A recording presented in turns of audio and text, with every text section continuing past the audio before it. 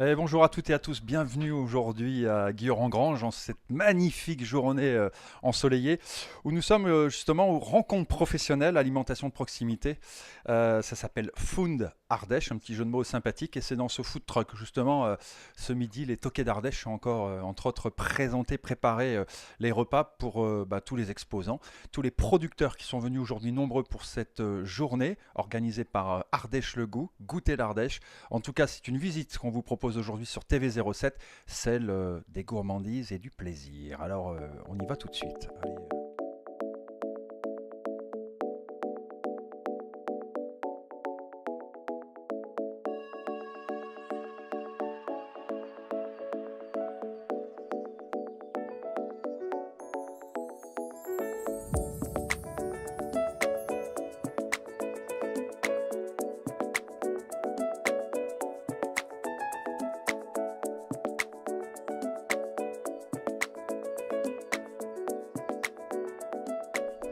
Bon, c'est la première fois en fait que tu es plus grand que moi, Claude, parce que tu veux Je filmer suis dans là. mon camion. Il est quand même sur une marche, n'oublions pas. Donc, Claude Brioude, Bonjour. comment ça va, Ça va Claude? et toi? Ça va très bien. Bon, qu'est-ce que tu fais aujourd'hui ici sur ces rencontres professionnelles Aujourd'hui, on a fait, enfin moi personnellement, j'ai fait trois choses. Les Toki ont fait le food truck, donc le plat principal. Ensuite, moi j'ai participé à une conférence matin sur le design.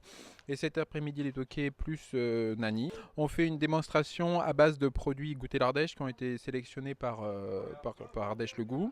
Pourquoi les toquets répondent à ce genre d'invitation? Ouais, parce que c'est typiquement les choses dans lesquelles on se doit d'être présent pour faire la promotion. Alors pas des toquets contrairement à ce qu'on peut penser, mais faire la promotion du terroir. Voilà. Du coup, on a cuisiné que des produits locaux, on les a mis en avant. Chacun en fonction de notre savoir-faire et de notre histoire. Comment est venue justement cette idée de créer ce salon? Bon, ce salon, c'est tout simplement les professionnels justement de l'agroalimentaire qui nous l'ont réclamé de manière à pouvoir échanger avec les clients. Et c'était l'idée de se dire qu'il fallait qu'on fasse une journée où on pouvait rassembler tous les acteurs effectivement, tant les fournisseurs que les clients potentiellement acheteurs. Donc également des visiteurs qui viennent. Oui, des visiteurs qui viennent, je dirais, de l'Ardèche, mais on a bien vu aujourd'hui avec beaucoup de contacts qui viennent essentiellement de la région Rhône-Alpes, mais l'idée c'est effectivement, je pense, après ces deux premières éditions, de donner une ampleur un peu plus régionale à ce salon. C'est vrai, on pensait principalement l'Ardèche et la Châtaigne, mais c'est pas que. Ah non, l'Ardèche, c'est pas que la châtaigne. On a la vallée du Rhône avec toutes les productions fruitières, on a du miel, on a toutes les charcuteries avec le plateau ardéchois, les zones d'altitude. On a des viandes exceptionnelles, des volailles, etc. Tous les produits laitiers, des glaces fabuleuses, des microbrasseries, vous en avez parlé, on en a plus d'une vingtaine en Ardèche, et sans compter les vins et les grandes appellations que nous avons. Il y a vraiment de tout en Ardèche pour vraiment faire tout un repas et se régaler.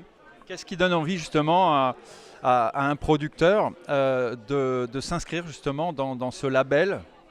Alors, Goûter l'Ardèche, c'est déjà une marque qui existe depuis plus de 20 ans en Ardèche. Donc l'Ardèche était pionnière au niveau des marques terroirs, on va dire, hein.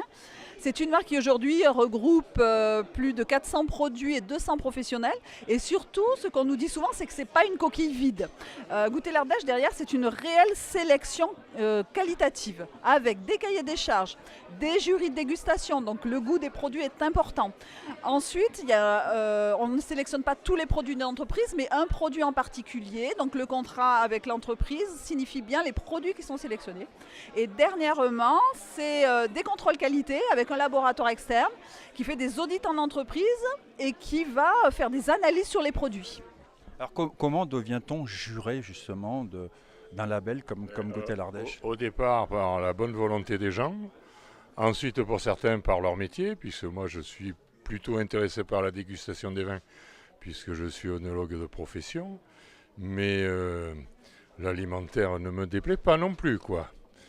Et lorsque vous avez l'habitude de goûter les choses, de manger bon et bien, on essaie de sélectionner ce qui se fait de mieux dans le département de l'Ardèche.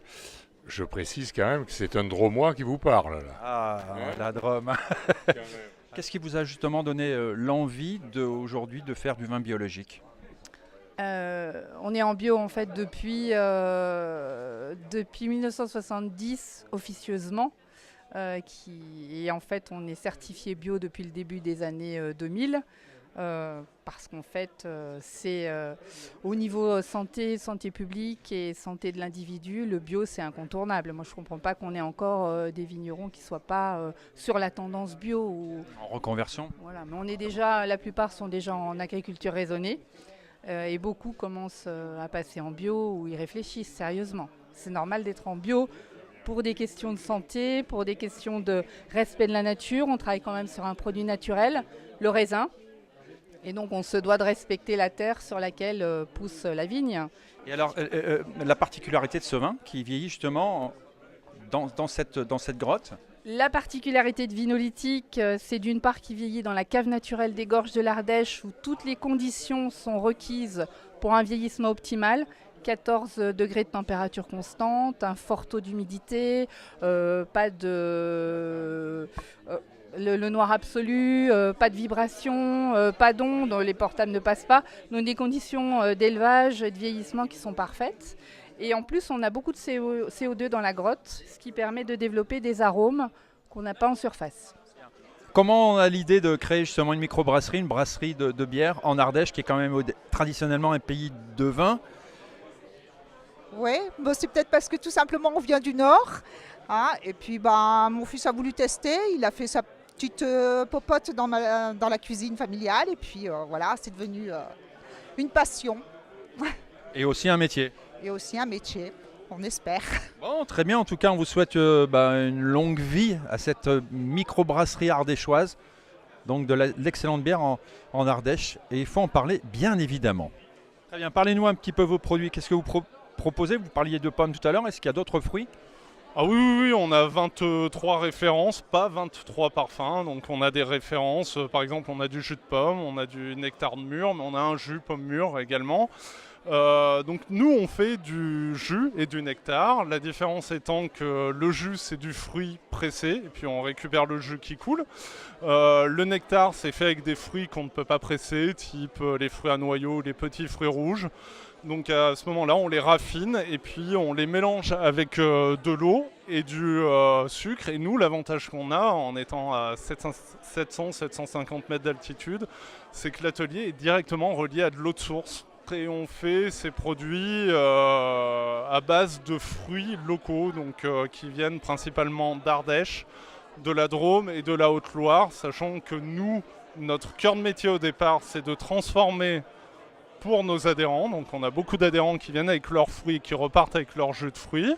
Mais on a également notre propre gamme et là on achète les fruits uniquement à nos adhérents. Très bien, alors le foin dans tous ses états, expliquez-nous un petit peu. Alors déjà d'une part d'où vous venez?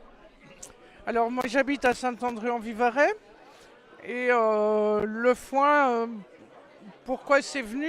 Parce que j'ai un pré devant chez moi qui est naturel, très très fleuri avec une flore exceptionnelle et que je me demandais ce qu'on pouvait faire avec du foin, comme je faisais déjà de la culture de plantes sauvages et de la cueillette de plantes sauvages. Et puis l'idée m'est venue de mettre du foin pour la cuisine, de vendre du foin pour la cuisine, puisque c'est un peu la vague en ce moment. Et puis plutôt que de le mettre en sachet, on en a créé des petites bottes. Et puis de fil en aiguille, j'ai essayé de faire du sirop. Et puis du sirop a découlé la gelée. Et puis on a encore d'autres projets. La liqueur va sortir cet été. Et il y a encore d'autres projets sur le foin.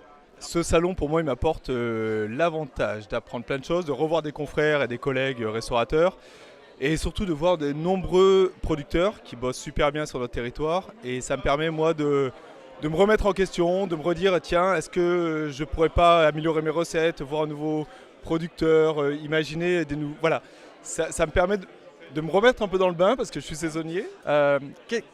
Où vous allez chercher justement toutes ces nouvelles trouvailles, ces recherches? Comment ça s'établit tout ça chez vous? Alors elles viennent chez nous au travers souvent de grands chefs donc qui ont la créativité, l'habitude de cuisiner, beaucoup de mets, de parfums différents.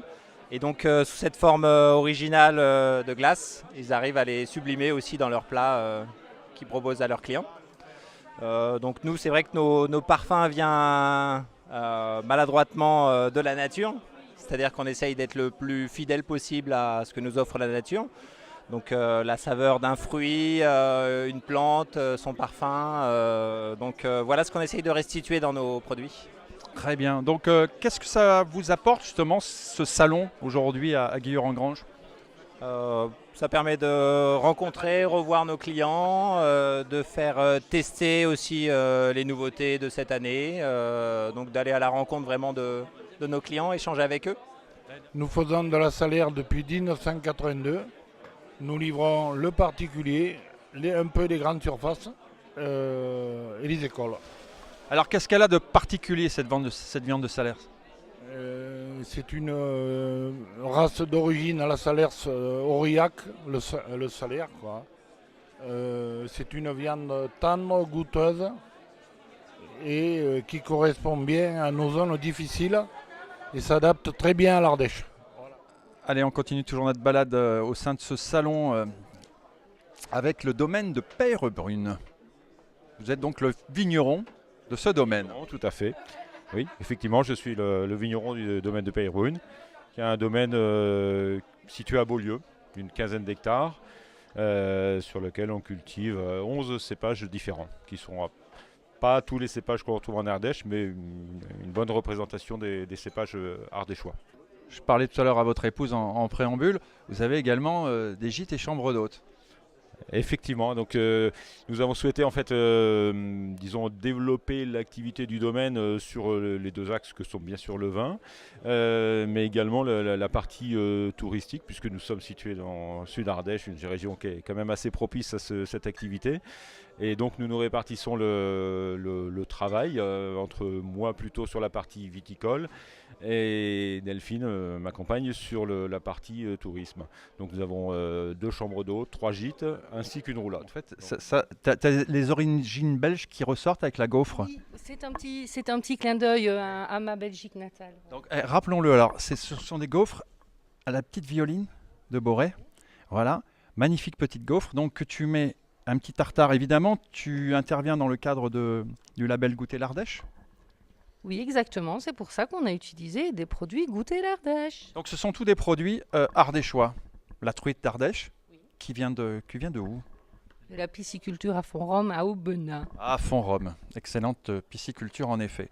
Donc tu vas faire découvrir à nos amis sur ce salon cette création. Vous êtes à 4 chefs à intervenir, c'est ça? Oui, nous sommes 4 chefs et je suis la seule femme chef aujourd'hui. Donc, on va pouvoir retrouver aussi Claude Brioude, Jean-François Chanéac et Yann Espenel. Voilà, dont on a parlé tout à l'heure. Donc, comment va la maison de Nani? C'est à Joyeuse. La maison de Nani va très bien. Oublions pas, c'est l'une des meilleures tables à Joyeuse, la maison de Nani. Réouverture quand? C'est ouvert, ça y est? Mais oui, nous avons repris pour la Saint-Valentin. Et puis vous pouvez nous retrouver tous les jours du mercredi midi au dimanche midi. Bon, une grande saison qui s'annonce? On l'espère bien. Avec beaucoup de clients, on espère vous voir très nombreux. C'est parfait. Bon, en tout cas, voilà, nous, cet après-midi, moi, je vais tranquille, comme ça, hop, à regarder Nani en train de faire à manger. J'adore, en fait, ces émissions comme ça. En plus, elle a peur, en fait. Quand je l'interviewe, elle tremble, en fait. En tout cas, venez passer vos vacances ou vous-même vous installer, changer de vie, vous mettre au vert. L'Ardèche est magnifique. Merci, en tout cas, à vous. Et puis, continuez de bien déguster les produits. Hein. Magnifique. Hein. Merci, Marie-Bonne. Vive Goûter Ardèche. Voilà.